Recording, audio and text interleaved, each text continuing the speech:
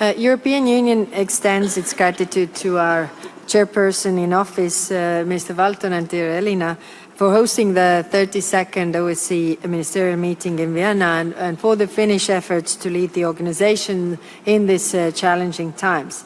If we read the founding documents of this organization, then this organization was established to keep war away from Europe.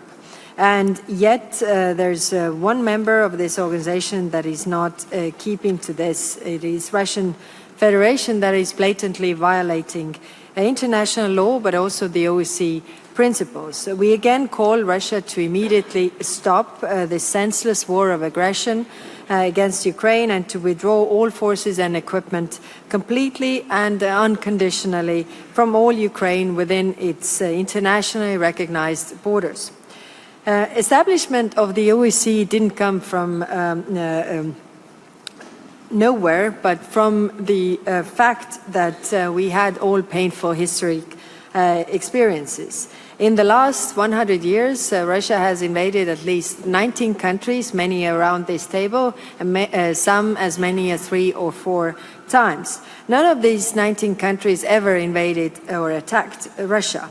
So in any peace agreement, we have to put the focus on how to get concessions from the Russian side so that they stop aggression and desire the change and the desire to change borders by force.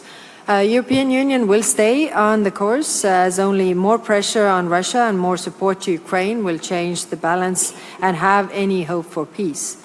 It is essential to reduce Russia's capacity to finance its war machine. The 19th package of sanctions was adopted and the work on the next package continues. Of course, we understand it's painful.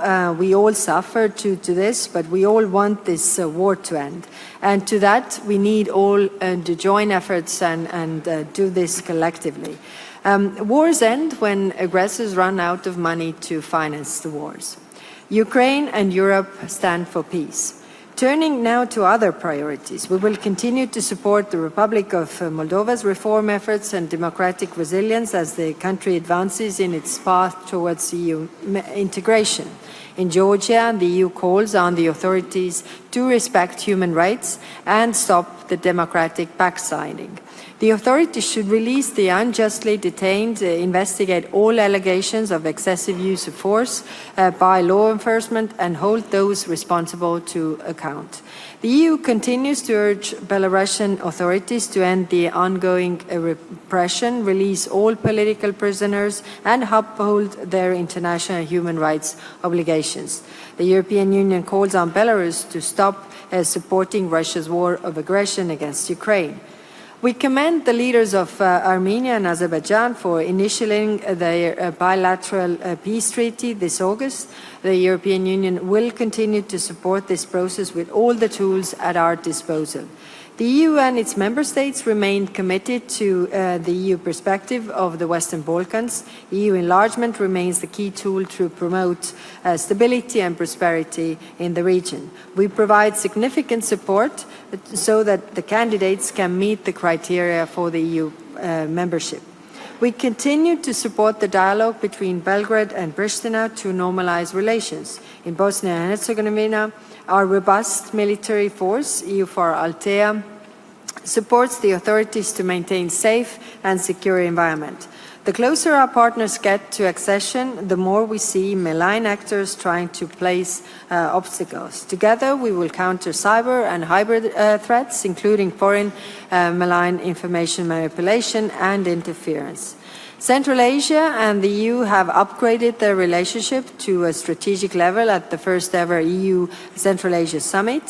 We cooperate now on a wide range of topics, for example, on climate change, digital and transport connectivity, critical raw materials, and security cooperation.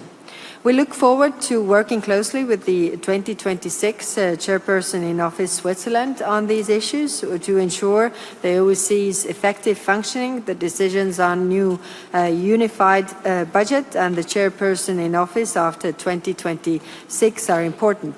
The Cyprus candidacy for the chairperson in office in 2027 deserves support.